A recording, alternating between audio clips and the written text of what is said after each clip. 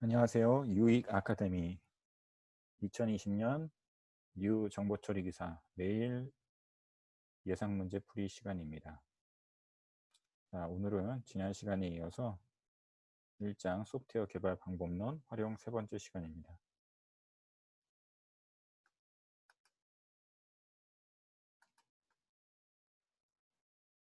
자, 오늘은 수학적 산정 기법 중에서 코코모 산정 기법에 대해서 문제를 한번 풀어보도록 하겠습니다. 자, 1번 소프트웨어 추정 모형이 아닌 것은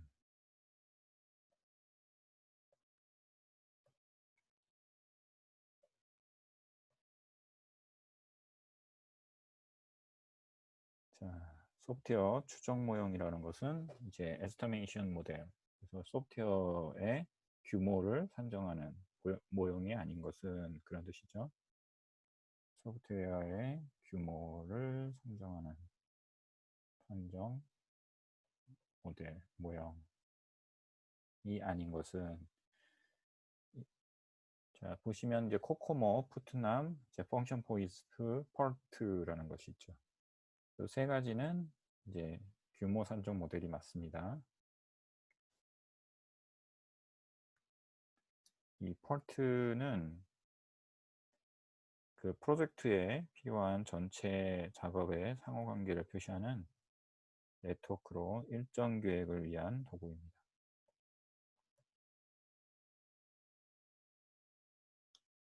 자, 퍼트는 뭐라고요? 이제 프로젝트에 필요한 전체 작업의 상호관계를 표시하는 네트워크로서 일정 계획, 그러니까 쉽게 말하면 프로젝트의 일정을 일정을 산정하는 일정 계획을 세우는 그런 도구라고 할 수 있습니다.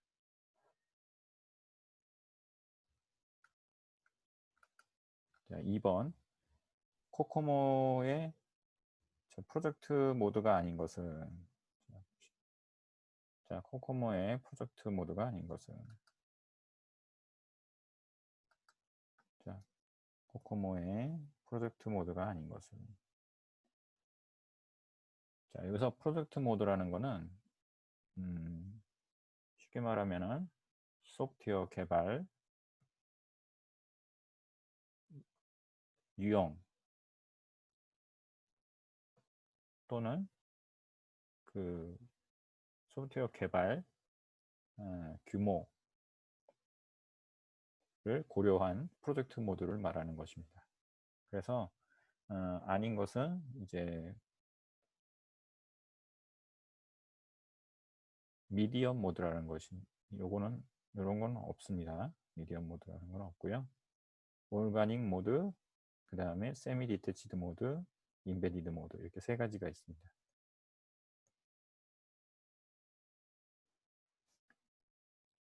자, 코코모 모형이 있어서 소프트웨어 개발 유형과 특징을 구별할 수 있어야 되는데요.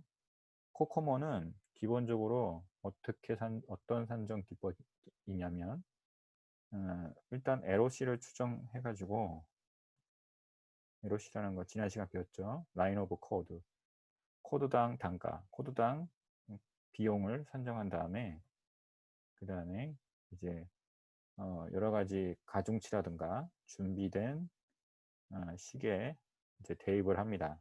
여러 가지 이제 산정 기법에 따라서 코코모에 여러 가지 산식들이 있거든요. 그 산식들에다가 대입을 해서 그 다음에 멤버스를 예측을 하는 것이 코코모를 진행하는 절차입니다. 자, 그렇게 해서 진행하는 것이 코코모인데요. 이 코코모의 소프트웨어 개발 유형과 특징은 세 가지로 볼 수 있습니다. 조직형이 있고요. 올가닉 모드, 반분리형 모드, 내장형 모드. 그러니까 쉽게 말하면 소프트웨어의 개발 유형이라고 보시면 되는데요. 조직형이라고 하는 것은 쉽게 말하면 기업용 소프트웨어 또는 뭐 과학용, 업무용,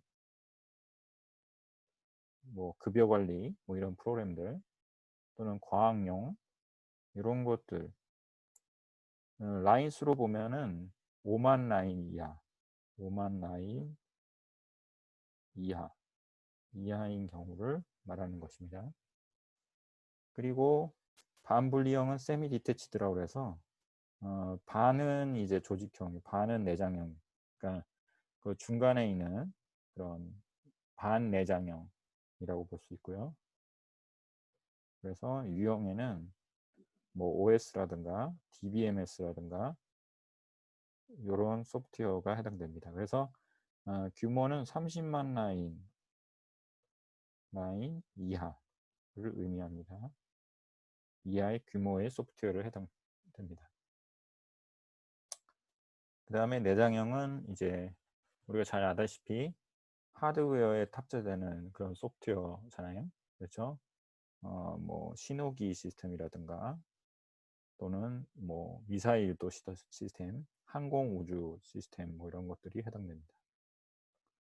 그래서 요거는 이제 30만 라인 이상에 해당됩니다. 규모가요. 자, 그래서 조직형, 반분리형, 내장형 이렇게 구분해서 꼭 기억해 주시면 좋겠습니다. 자, 그 다음에 코코모의 어떤 분류에는 또 하나의 유형이 있는데 코코모 기법 자 보시겠어요?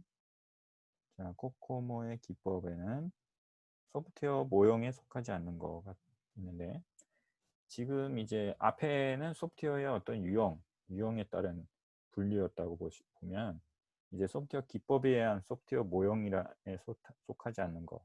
여기서 말하는 소프트웨어 모형이라는 것은 이제 코코모가 이제 코코모를 산정하는 어떤 비용 산정, 어, 코코모 기법에 의한 소프트웨어 모형에 속하지 않는 거는 무슨 뜻이냐면 쉽게 말하면 이제 코코모를 적용하는 어떤 소프트웨어 모형은 어떻게 되냐 이런 뜻이죠. 그래서 이 우리가 이제 소프트웨어 모형이라는 말을 써가지고 좀 혼란스럽게 한데 이 문제가 좀 이렇게 좋지는 않습니다. 이게 그 어떻게 보면은 소프트웨어 모형에 속하지 않는 거라고 하기보다는 코코모 모형의 종류인데 아까는 앞에서 설명드렸던 거는 코코모의 소프트웨어 개발 유형이라고 한다면 요거는 이제 코코모의 계산 기법 또는 비용 산정 단계 및 적용 변수에 따른 분류라고 볼 수 있습니다. 그래서 코코모 기법에 의한 소프트웨어 모형이라는 말보다는 뭐 어떻게 보면 그 소프트웨어 기법에 의한 뭐 산정 모형 이렇게 하는 것이 더 오히려 낫지 않을까 생각합니다.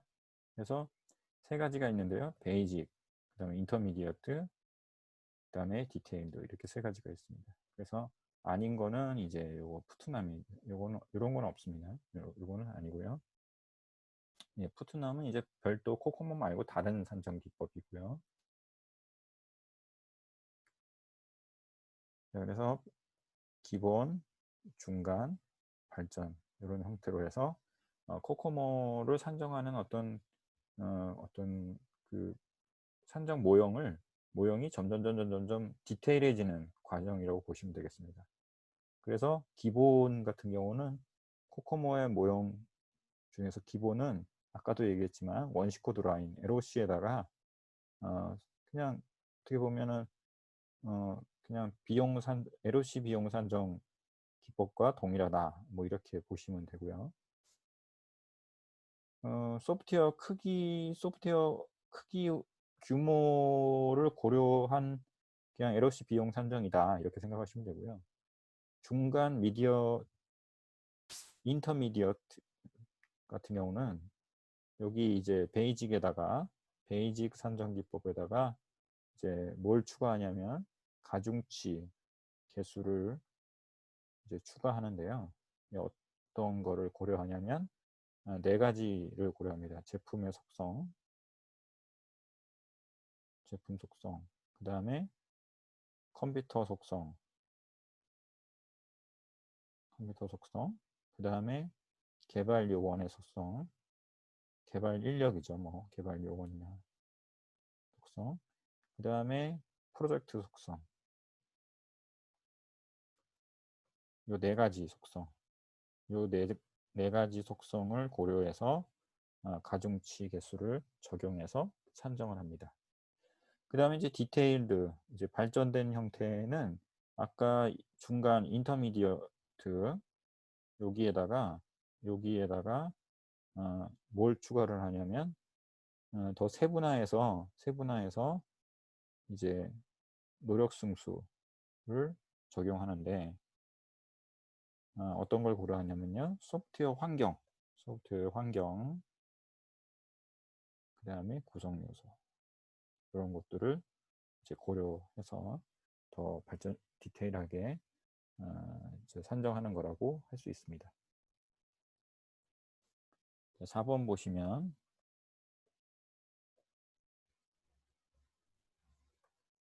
예, 4번은 이제 코코모 모형에 대한 설명으로 옳지 않은 것은 자, 아까도 설명 간단하게 드렸지만 이제 산정 결과는 프로젝트 완성하는 데 필요한 맨먼스로 나타난다. 마지막에 결과는 맨먼스로 나오는 결과를 내는 거. 그러니까 이게 전 시간에 배웠죠. 맨먼스, 뭐 펄슨먼스라고도 하고요. 그래서 뭐 프로그래머먼스라고도 합니다. 그래서 이거는 뭐냐면 이제 몇 명, 인력수 곱하기 개월수, 네. 작업 개월수 이렇게 해서 곱하기 한 값이라고 볼 수 있어요. 이 코코모 모형은 보엠이라고 이제 컴퓨터 과학자인데 되게 유명하신 분이죠. 이분이 이제 개발비 산정 모델로 프로젝트에 예상되는 크기와 모형 유형의 정보가 주로 사용된다. 고안한 것으로서 프로젝트 특성을 15개로 나눠서 각각의 승수값을 제시하는 앞에 이제 말씀드렸던 그 네 가지 속성에 따라서 15가지 요인을 적용한다. 그래서 이거 인터미디어트 중간 코코모 있죠? 네, 해당되는 거고요. 각 모델별로 개발되어지는 프로젝트 개발 유형에 따라 object 모드, 다이나믹 모드, 펑션 모드 이렇게 돼 있는데 이거 아니죠. 아까 개발 유형에 따라서 하는 게 뭐라고 그랬죠? 올가닉, 조직형, 그쵸? 조직형이 있었고 그 다음에 또 뭐가 있었어요? 그 세미 디태치드, 그죠? 세미 디태치드. 그래서 이거는 반 내장형. 그다음에 뭐 있었죠? 인베디드 소프트웨어. 네, 그래서 이렇게 세 가지 유형이 있습니다. 이거 잘못된 거죠. 그래서 아까 개발 유형 세 가지는 조직형, 그다음에 조직형, 반분리형, 내장형 이렇게 세 가지가 있습니다. 소프트웨어 유형 세 가지 꼭 기억해 주세요. 그 다음에 이제 5번째, 비용 예측 모델에 대한 설명을 옳지 않은 것은 예, 아까 문제하고 비슷한데요. 예, 보임이 제시한 원시 프로그램 규모에 따른 비용 예측이다. 맞죠? 소프트웨어 종류에 따라 다르게 책정되는 비용 산정 방정식을 이용한다. 맞죠? 종류에 따라서. 그 다음에 이제 아까 이제 설명을 좀 덜 드렸는데 원래 또 구체적으로 좀 더 상세하게 들어가면 아까 그 뭐 조직형, 그 다음에 뭐 반분리형 뭐 이런 거에 따라서